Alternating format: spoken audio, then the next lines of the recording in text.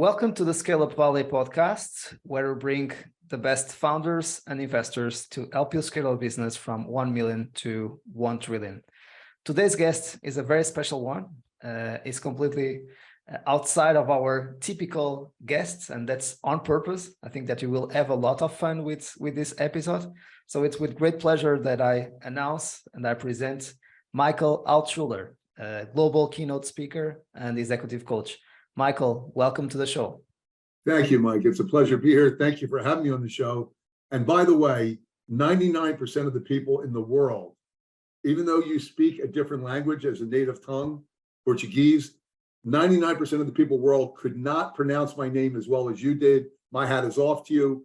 It took me 20 years to say it that good, Mike. So well done. That was great. Thank you very much. I feel much better after 260 episodes without speaking my native language. Yes, that's beautiful. So well done. It's great to be here. As you mentioned in the onset, it's a little different. You shared a little bit about your demographic, your audience, and in order to scale a business, one of the things that's typically overlooked is people need to scale themselves. They have to get better before their business gets better. As leaders, as associates in a company, and that's really where I shifted 20 years ago. My core focus is helping companies not only get the right people on the bus, hire the right people, but make sure they consistently are performing at their highest level and getting, as a result of that, getting the best results. And the programs and I have morning huddles, 15-minute huddles that ensure that every twice or 3 times a week that we have these huddles, that we're ensuring that we're instilling and reinforcing in their people the tips, the strategies, the techniques on how to become the best version of themselves in their position in order to do the best job they can to reach the company's goals. Right. And one of the main inspirations to look at your profile and then to invite you to join me on the show, and I think it's always great to have new ideas, new inspirations, and also a great resource for leaders like you are to inspire people. And the quote that got me obsessed about having you on the show has been, "The bad news is time flies, and the good news is you are the pilot." And I saw this in a revenue or sales kickoff in a company that I advise. And then I saw your story and I found it super amazing. And that's why I have a huge pleasure to have you here. But if you would like to share a little bit more about yourself, how it's been your story and how did you end up doing what you do today, that would be amazing to start. Well, thank you. I live in Florida now, originally from New Jersey. And I had a company that I started at 21 years old, and out of a 650 square foot apartment, typically the entrepreneurial start, either in a little apartment or a garage, no different than anyone else. And right. I actually got fired from I was selling copiers as my first job, and I got fired, inappropriately fired. I mean, they fired me for the wrong reasons. But remember, as Napoleon Hill said in his classic book, Think and Grow Rich, within every challenge lie the seeds of equivalent or greater benefit. So in the midst of challenge, it's difficult to always see it, but it's there if you look and if you reflect back. So I got fired from my job. And I said, okay, I did it for a year. I was breaking records, selling copiers. I'm going to start my own copier company. How do I do this? And I started with one copier in my apartment, my 650 square foot apartment. And then I bought another one and sold it, got a trade in. Before you know it, these copiers are invading my apartment. When they started hitting the bathroom and the bedroom, I said, okay, I need a little office here. So right. The end of the story is I grew the company to a multi-million-dollar company, sold to a multi-billion-dollar company, a publicly held company called Icon Office Solutions. And there's a law that most people don't know about in New Jersey, where my company was, that when you sell your company in New York, New Jersey, or Pennsylvania in February, the dead of winter, you have to move to Boca Raton, Florida, where it's warm and nice. And well, then I'm not one to break the law, so off I went to the sunny skies of Florida and the palm trees and the beaches. And that's when I started professionally speaking and also executive coaching. And I have to tell you, my first 20 years, interestingly enough, was on sales. I was very, Donald Trump and I'm not, it's not a political statement, was my largest client. He did millions of business with me years and years and years ago, 30 years ago. And enterprise sales, major accounts was always my thing. And I have to tell you that when I came down here, I thought that's what I was going to coach on. That's what I was going to teach. And not only my keynotes, but I do the morning huddles and everything else, Right. the sales training. And around 20 years into it, I had an epiphany. I said, I don't care whether it's my sales training or whose sales methodology a company uses, you always have Pareto's 80-20 rule in play, where 80% of the sales are made by only 20% of the people. Right. Why is that? So, great question. Why is that? Right. And what I realized and what got me on a new course for the rest of my career, which brings us to this point right now, is that what would happen if I can get the middle 60%, let's put aside the bottom 20%, the middle 60%, what would happen if I could help them get to the top 20%, the top 20% to top 20% of that, or top 4%? Why aren't they there? What's preventing them? And I realize it has nothing to do with the sales training, because everyone's exposed to the same sales training. It has to do with the sales behavior. And that's when I started evolving into, and now is 100% what I do, of driving behavior that changes results and helps companies grow faster. That's a great point. We like to say a lot here on the show that the company is not able to grow faster than the leaders. So in order to be able to scale up a company, we need to scale up first the captain of the company, then the leadership team, and then all the layers of leaders across the company, namely the individual contributors that are also leaders in an organization. And having everyone on the same page is also a hard work to do. So what have been some of your lessons learned teaching leaders to grow in different areas of their life, right? Because I think that nowadays I'm also following some people that are giving good examples. Being a good family member, being a good person also makes you a better leader and a better CEO, right? So what are some of your thoughts on peak performance?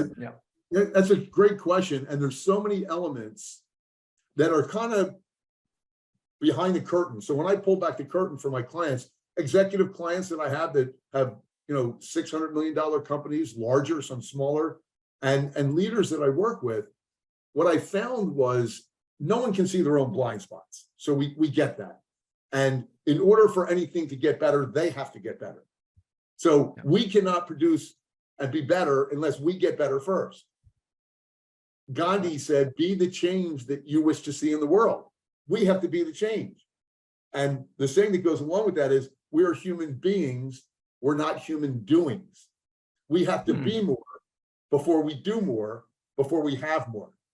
Love it. So that is critical. It's essential that only when we get better, when you look at pro sports teams, it's in the preparation and the development of getting better that they're allowed to excel. I'm thrilled when I get super excited at the end of the NFL football game. And I can't wait for the interviews. They interview the star player or players. And I can't wait for that moment that they're going to share a gem when they're asked, well, Tom Brady, greatest of all time, you threw for 300 yards today, no interceptions, another victory. How did you do it? I don't know why I get excited, because they always respond. Every single athlete responds the same way. The first thing they say is, they give credit to their teammates. Big lesson. They say, I couldn't have done it without a great front line who protected me and gave me time to throw. My receivers caught everything that I threw in their general vicinity. They ran great routes. They were awesome. And our defense, we won the game because our defense held the other team down to X number of points. The first thing they always do is give credit to their team. You want to be a great leader, give credit to your team. But you have to build your team and allow them to be great. So that's number one. So there's no surprise there. I still don't know why I get excited.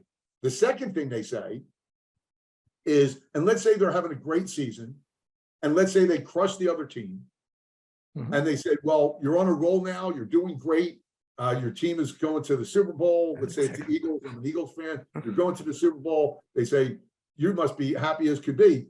They'll always say this, we did good today, but you know what, we need to go back and watch the film. and see the areas that we need to improve upon. The goal here, as Ray Kroc, the founder of McDonald's, said, when you're green, you grow, and when you're ripe, you rot. What are you doing personally and as a leader for your people that are continuing the process to have your people grow?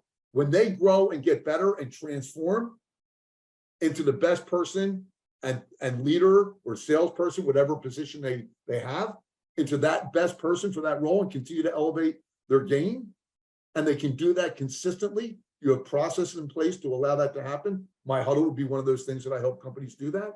Then all of a sudden, you're going to have a better company because people are going to be doing a better job because they're better, and it's going to be more consistent. And part of that, to answer your question, is you hear mindset, and there's specifics. And if you want me to, I'll be happy to dive into. There's mindset, there's belief systems, there's self-talk, there's habits, rituals, and routines.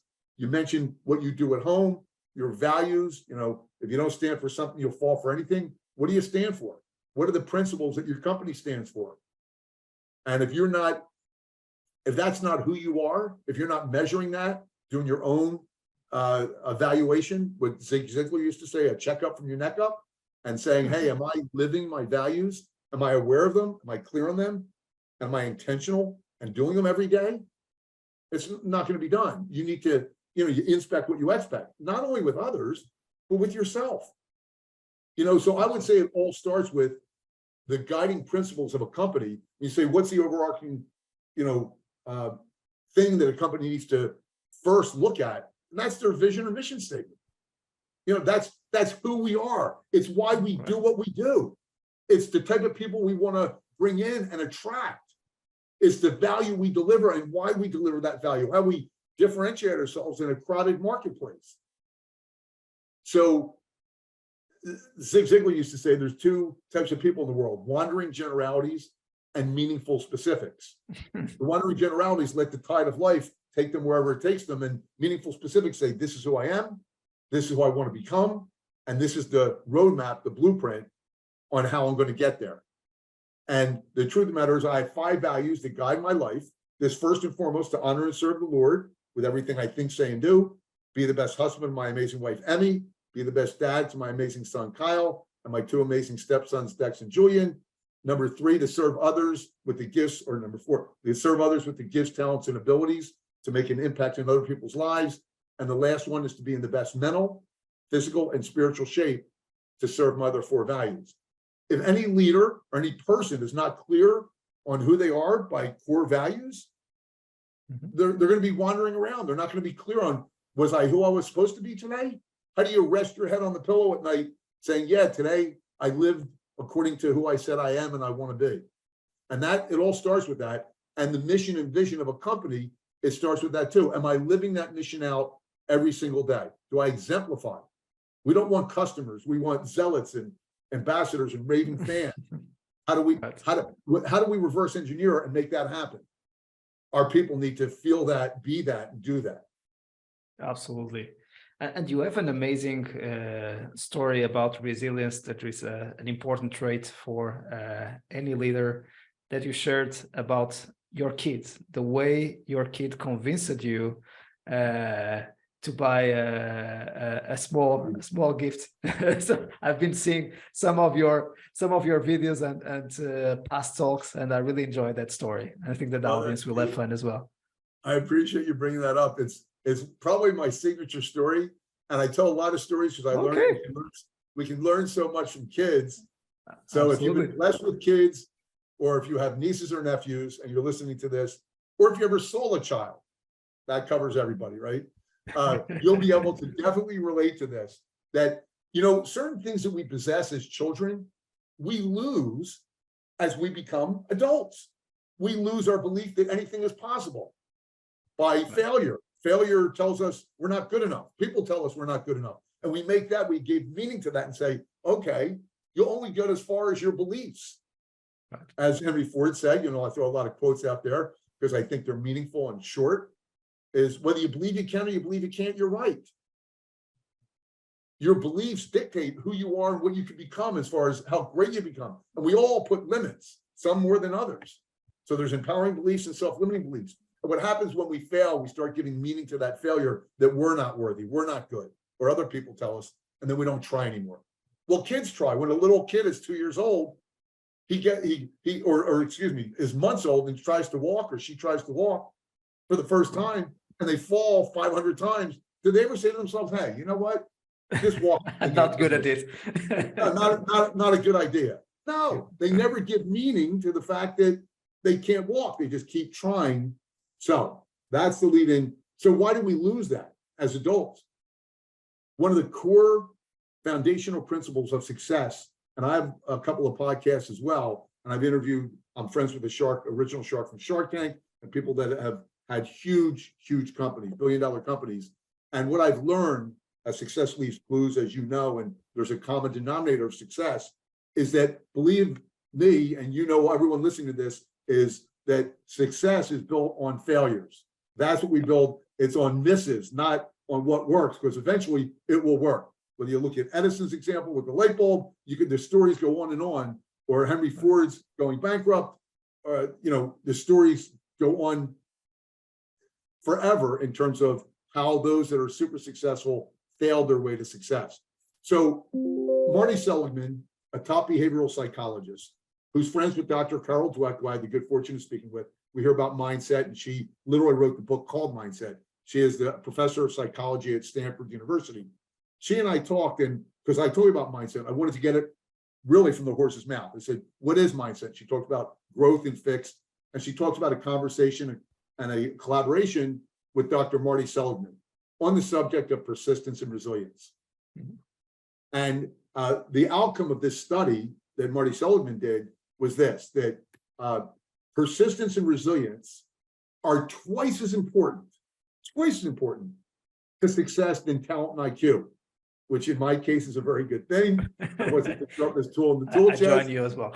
So twice as important. So that what that translates to is that 2/3 of success is your ability to get up after you get knocked down, brush yourself off, and continue to forge forward and learn something from it and grow from it. And that's what it's about. So my son, who is now 31, which pretty much makes me old, he knows now. I tell a lot of stories and lessons I learned from him, and I think he's wise enough now. He's going to start asking for a royalty. If I'm not mistaken, I'm sensing that. So he's a businessman. So I think I brought him up to the point that he says, Dad, you're telling these stories, you're making money. I think we ought to share it in this some way. So I picked him up from school one day, which I did often when he was younger. This is after I sold my company, and I had time and I devoted it to him, part of my values. And picked him up from school 3 times a week. And I said, Kyle, where do you want to go? And he's 6 years old. He says, Daddy, I want to go to the store just to look at some Beanie Babies. Kids don't look, they want you to buy, but it's a come on. And I fell for it as a dad. So we walk in the store and he walks right past a basket filled with $3 and $4 Beanie Babies. He goes right to the front counter. Behind the front counter in a beautiful glass enclosure are 6 Beanie Babies. I know these are not the $3 and $4 Beanie Babies, and so does he. He says, excuse me, ma'am, may I see that Beanie Baby in the middle? And she takes it down. He says, what's this Beanie Baby's name, please? They all have names. And she tells him. He says, how much? At this point, I am totally out of control of this situation. Totally. She says $65. The shark was ready to attack. Close number 1. My son Kyle looks up at me with his adorable eyes, and he says, if you love me, will you buy me that Beanie Baby? And I said, Kyle, Daddy loves you with all his heart, honey, but I'm not spending $65 on a Beanie Baby. Forget it.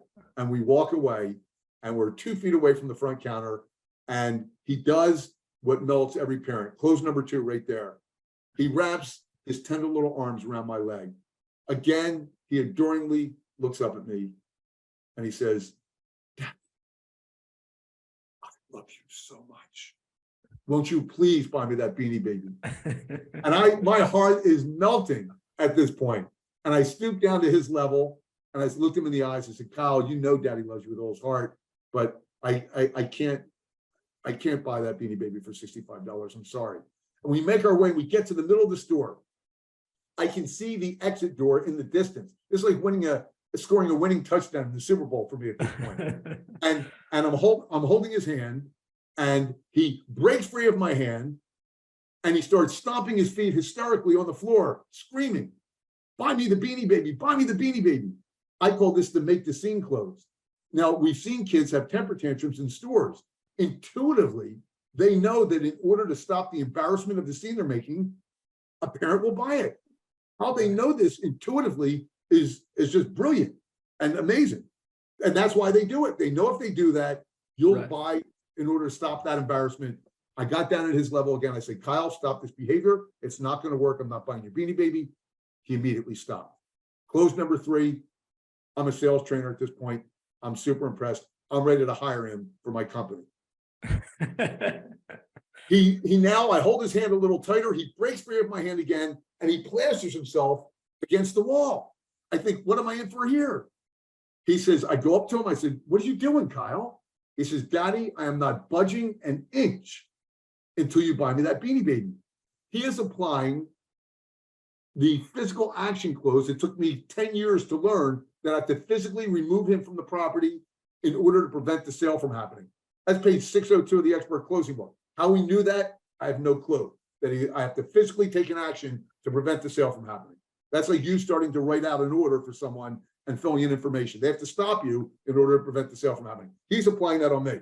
Brilliant. Don't understand where he got that from, but close number 4, I pick him up and I throw him over my shoulder, gently, of course, and we make our way out the door. I get to the front door, and before I'm able to open it, he taps me on the shoulder. "Yes, Kyle, what do you want?" He says, "Daddy," he says, "do you know why that Beanie Baby is $65? I said, "No, Kyle, why is it $65? He said, "Because it's retired. They're not making any more. It's an investment. It's going to go up in value." He has value selling me. How's he closing me again now on value? I'm mind blown at this point. I said, "Kyle, I can appreciate that. I cannot buy this as an investment. I will not add it to my investment portfolio. I won't tell people I have stocks, bonds, a little crypto, and a Beanie Baby. I refuse to do that. It ain't going to happen." And we make our way out the door. And I'm thinking, home free, Dad won. I go to step off the curb. I feel another tap on the shoulder. "What now, Kyle?" He says, "Daddy, do you know what next month is?" I said, "No, what is next month?" He said, "Next month is my birthday, and the best birthday present you could ever buy me in the whole wide world. And if you love me, Daddy, and you know I love you, and it's going to go up in value, won't you please buy me the best birthday present?" He's merging all these clothes together. "Won't you do it, Daddy?" I looked at him, I said, "Kyle, I'll buy it." And I sheepishly walked back in the store with him. I said, "I'll take that Beanie Baby for $65. Took him out to the car, put him in his car seat, looked him in the eyes, and said, "Kyle, I always want you to remember what just took place. That if you want something so bad in your life, and you continue to try different things until you get your desired result, you'll be so successful. But don't try this on Dad anymore. I teach this stuff. I know what you're up to." And that was a lesson that unfortunately many people lose because they think, the statistics on salespeople, I don't have them off the top of my head, like 60% quit after the first call, that they get the first no. And then another X number percent quit after the second call. And the sale is made on the 8th call, after you follow up 8 times. And so many people quit because of rejection and persistence in business and in life. So I can't express enough. And entrepreneurs know this, but and in order to make that work, because let's face it, when you fail, even temporarily, it's a sock in the stomach. It doesn't feel good. Yeah. Okay. And I call that a battery drainer. So what you need to do, and this ties in, you need to surround yourself with people that are battery chargers, those who support you, encourage you, hold you accountable. No one. We are not an independent people. We are an interdependent people. We depend, if we want to reach our peak level of performance and sustain that at a high level, just look at a sports team. They're constantly supporting each other. When they have a bad play, they go over, it's okay, have a short memory, get rid of it. Let's move on and move up. Right. So to surround yourself with people that are on the same trajectory, have the same mindset, the same goals and vision for the same reason, the why, that's what's going to help you elevate your game and stay at an elevated state when you're surrounding yourself with a group of people that believe in you where you're going and how you're going to get there. Boy, I did a lot of talking. It's you go. I'm going to take a sip of water. You are the guest, please. Yeah, definitely the importance of the power of peers, and that famous quote from Jim Rohn: "You are the average of the 5 people that you spend the most time with. Choose wisely," right? So, and definitely, the environment plays a very important role. And instead of being a victim of the environment, we can control the environment by exposing ourselves to the right environments to be able to perform better. And that's a great lesson. They're going from a victim to being able to identify what is the environment where we can perform the best at. Well, you actually just said something that I'm so glad you said that. It's so perceptive. I like to say, because I love alliterations, from victim to victor. From victim to victor. So Jim Rohn, who obviously is phenomenal, one of the best. He's Tony Robbins' mentor, and Tony, I believe, is truly one of the best.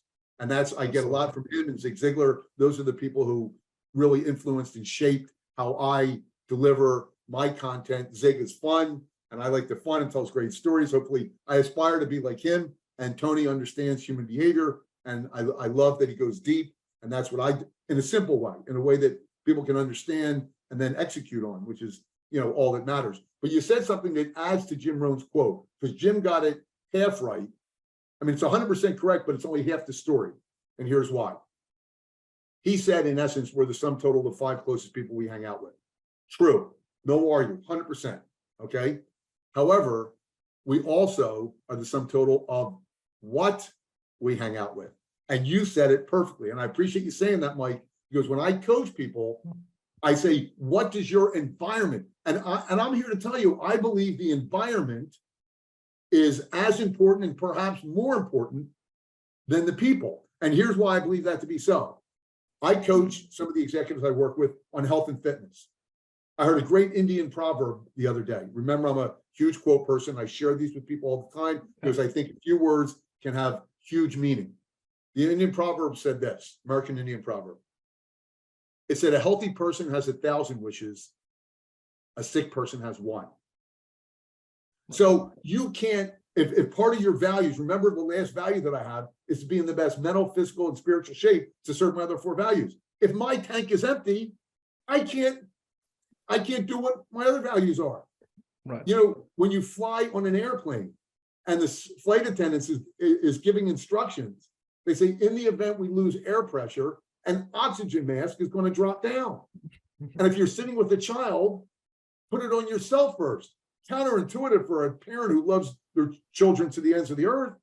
My child's gasping for air, buddy. I'm going to put this on my child. But no, that's wrong. You can't be there to support your child unless you're fully supported, unless you have oxygen in your body.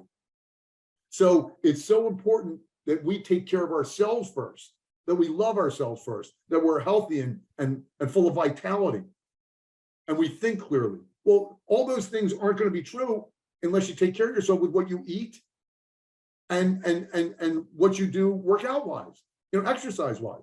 It's these things don't happen on their own. Absolutely. Diseases out there because people don't, for the most part, people don't take care of themselves. They don't eat the right things. Okay. And they don't see that as a priority, as a top value. And that's one of my core values that all my customers, are you stretching? What's your morning routine look like? I go into habits, rituals, and routines. And everyone listening to this, if you don't have a strong ritual, habits, rituals, and routines. So to your point, Mike, in my office right now, I'm working out of my home, in my home office, you will see bands, stretch bands, exercise bands on the door. Now, why are they not in a closet? Because out of sight, out of mind. In sight, in mind. Okay? Where you stare, you steer. Where you stare, you steer. What are you looking at? If you get caught in social media, then that will be your day and what you're thinking about.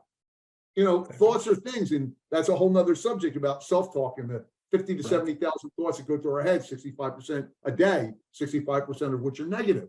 Are you thinking about what you're thinking about? What is triggering those thoughts? Well, I got news for you. There's water on my desk. There's bands over there. In front of my desk are 2 dumbbells, weights, because today is curl day. So my wife says, you're going to trip over them. I said, exactly.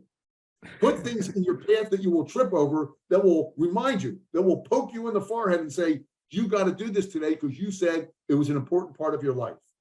So out of sight, out of mind, insight in mind, where you stare, you steer. Everything that you want, if you want to change something in your life, a habit, a ritual, routine, that can't be put away in a book. You know, I talk about people highlight books, and those are the important things. You know, they get a book on personal or professional development, or they read a book in their company and they highlight it and they train on it. And then they put the highlighted book away on the shelf. Well, we know we only learn through reinforcement and continually saying and doing something. The more sense we get, we know that's the way we learn as human beings is by repetition. Why would Steph Curry in the NBA take 1,000 shots, or Tiger Woods take 1,000 chip shots? Why do they do that if they're the best in the world? That's why they're the best in the world. We know repetition creates greatness and gets us better. But yet we don't apply that in business. We read something, we have a class, and that's why when I created the huddles, I said, you can't have a keynote. I don't even want to do a keynote for a company without something to, what happens at the event, we know will not happen after the event unless there's some continual reinforcement to drive those points so people actually are aware of it, intentional, are kept accountable, and actually do it. So there's a call to action and they understand it, and they understand the value of it, the importance of it. Unless that happens, it's meaningless. It's a waste of time. No disrespect to anyone who does it, but it's a wake-up call that nothing will be learned unless it's repeated. As Tom Hopkins, a great sales trainer, said, practice, drill, rehearse, practice, drill, rehearse, practice, drill, rehearse. And you know what? If that sounds repetitive, practice, drill, rehearse, it's meant to be, because that's how we learn. Right. And I don't want to preach. I know sometimes it sounds a little preachy, but I believe in this so fervently and live it in my own lifestyle that it's certainly far from perfect, because my goal is to always get better. But I want to be an example to my clients that this stuff works regardless of your age and regardless of where you're at business-wise or relationship-wise. There's always a way to make it better, but that's a process, just like in business. And there's things that are most important that you start with, the foundational things, the building blocks of what allow you to become better, so everything else gets better. But you had said it best, Mike, with your environment. Yes, your people that you hang out with and your environment both have to support your values, your vision, your goals. And if that's all consistent and congruent, you'll be giving yourself the best shot. All we're talking about is percentage points. You can do it without that. But if we want the highest likelihood of success and we want to accelerate it and maximize it, that's the way to do it, by know what it is, keep it in front of you, have people that hold you accountable to it, and encourage and support you along the way. And it makes me think that, especially for the ones who are listening to us, are thinking, yeah, being a great leader is an art job, right? And at the same time, it's good to say that there are no perfect leaders, there are no perfect human beings, there are no perfect organizations, there are no perfect cultures. So and that's what you were saying. It's always possible to get better. And especially now, if you are listening to all of this and you feel that you are not doing a lot of what has been saying here, and maybe there are some years that you have been applying all of this and they were super motivated, and maybe this is not a great timing for you, it's also important to reflect on a quote that I also listened from you, which is, comfortable is the killer of success, right? So if you are uncomfortable listening to us, it is a good thing. First, it means that you are able to improve and get better. And second, it probably also means that you are trying to get better. So if you are uncomfortable, that's amazing. And being comfortable, being uncomfortable, that's a great trait of a leader, right? Yeah, that's so true. I want you to know an innate part of who we are, our wiring, our DNA as a human being, is something called our homeostasis. And our homeostasis is natural in all of us as human beings, that if our temperature rises, our body temperature rises, and in our being, we have things that go on that try to get the body temperature back to normal, back to comfort. if you have something that you're doing and it's painful, the reason you feel pain is because it's your body telling you don't do this anymore because it's painful. So it's natural, even instinctively for, since human beings first walked the face of this earth, fight or flight, that we know that people will change when they hit rock bottom.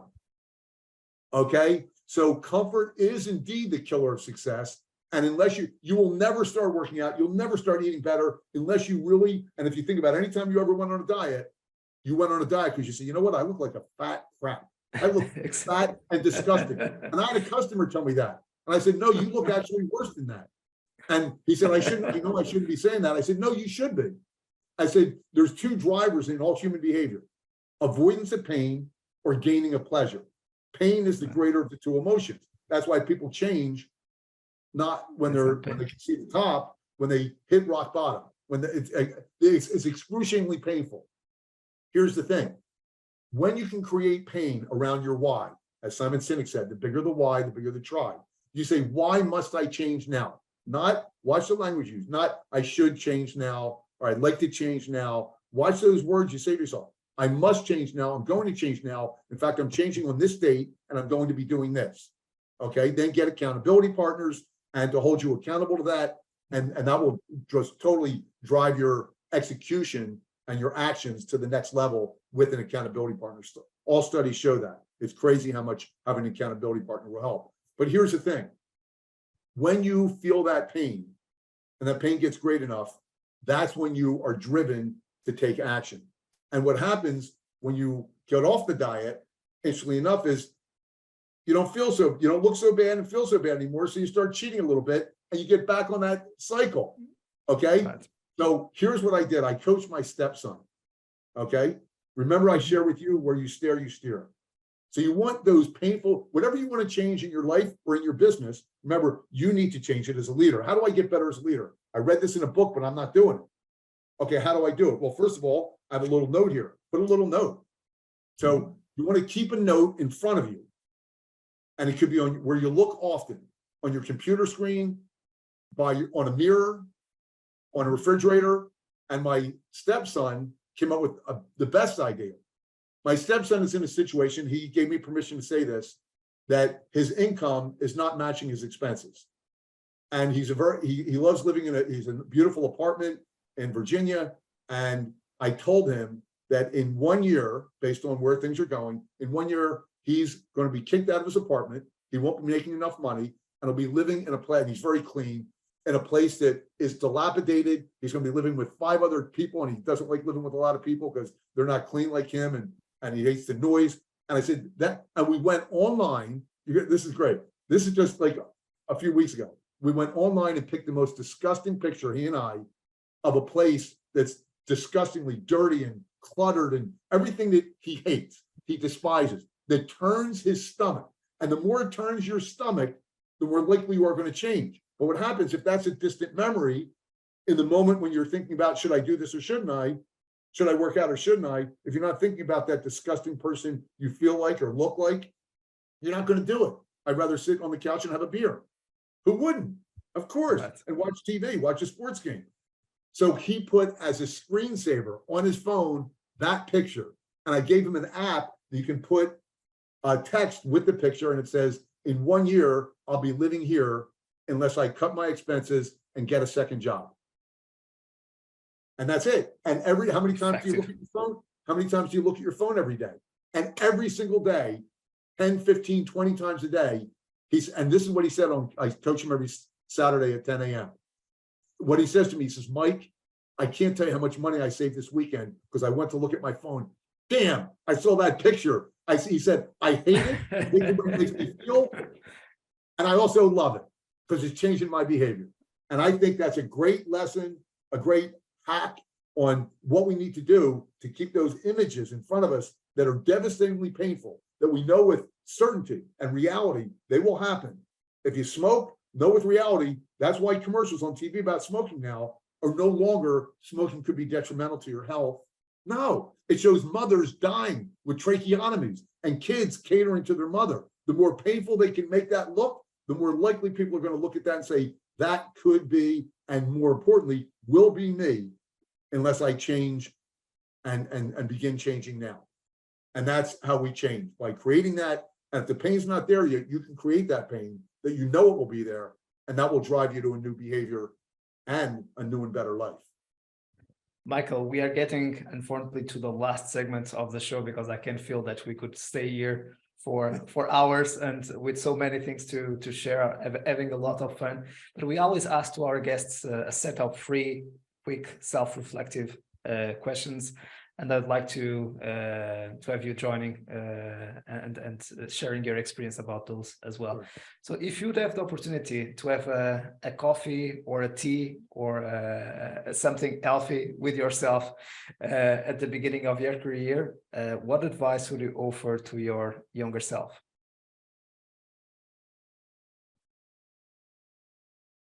I know you've never heard me this quiet, right? That's a self-reflective question. So well done. Right, dude. You're thinking, did we lose audio on Mike or what? check Michael's pulse here. What's wrong with that? I would say present moment awareness, which goes hand in hand with gratitude.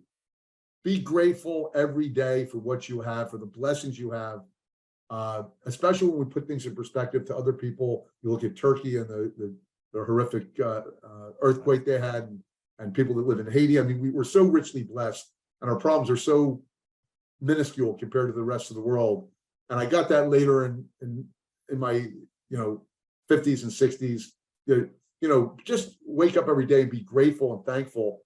And when you do that, it automatically lifts your spirits, and you bring that to other people. That's what I would say. Be more aware and intentional about how blessed you are. And the second one is, what are you the most proud of on your journey so far? We made it again. So the audience is happy. These are very thought-provoking questions. I appreciate that. Why don't you answer that? No, I'm kidding. Exactly. Sometimes the guests also ask myself. Right. Boy, that happens the same with all of us, of course. No, that wasn't what you sent me, Mike. I'm going to be no, that's fine. I'm okay with that. What I'm most proud of is now I'm going to be a salesman with this answer. So I'm going to give you a run-on sentence because it's not one thing. Improving as a husband, as a man of God, and as a father. Being the best man of God, the best father, and the best husband I could be, and going on that journey and improving in all those areas. And it relates super well with everything that we have been discussing on this show. And finally, the last question is a funny one, which is worst advice ever received? The worst advice that I ever received? Yes. Wow. I'm sure you had a lot on your experiences working for others and then starting your own company, advisors that you had, friends that you had, people that maybe were not very aligned with your values, just helping you to think. Yeah, I probably tune those people. Part of the thing is I tune those people out. Exactly. So that's why you don't have worst advice. Right, don't let your limited beliefs become mine. You keep them to yourself. Exactly. I'm going for I believe in this. Worst advice I ever got that I listened to or didn't listen to, or just worst advice I ever got that I took. No, that you listened to it, and never. A lot of times it happens in the show that you didn't took that one, and you are super grateful that you followed your own intuition and your gut feeling, and you didn't follow that advice. You are grateful that your younger self didn't follow that advice. Right. You know what? I really think you stumped me. I know this isn't an hour and a half show. I think you stumped me on that one. Worst advice that I never took. No worries. There is no pressure. No, I don't know. Which is great. It also seems that there is no any anger or resentment in you about anything that has been shared with you, which I'm not saying that the other guests have any kind of resentment about what has been told to them.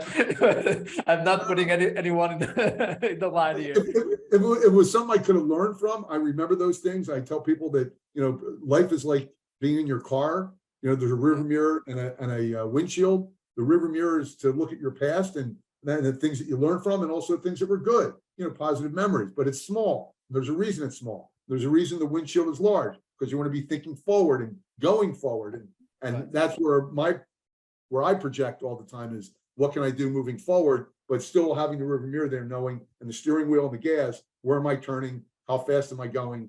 And those things. So I may have blocked that out because I just know that bad lessons are always shared. People are always sharing things that you shouldn't do. I just don't remember any bad lesson that was shared with me that caused me that I didn't take, or I did take that. I just can't recall that, but good if you have them, and most people do. I just can't think of it. It's always good to learn from it and grow from it. Absolutely. Michael, thanks so much for your time. It has been a pleasure to have you on the show. Thank you. It's been a pleasure to be here, and I hope everyone got value out of this today. And I wish you the very best, my friend. Likewise, Michael. And I will close the show with your quote. The bad news is time flies. The good news is you are the pilot. So we hope that you got a lot of value out of the tips that Michael shared with you and his experience of life. I really appreciate you making the time. See you soon and keep scaling.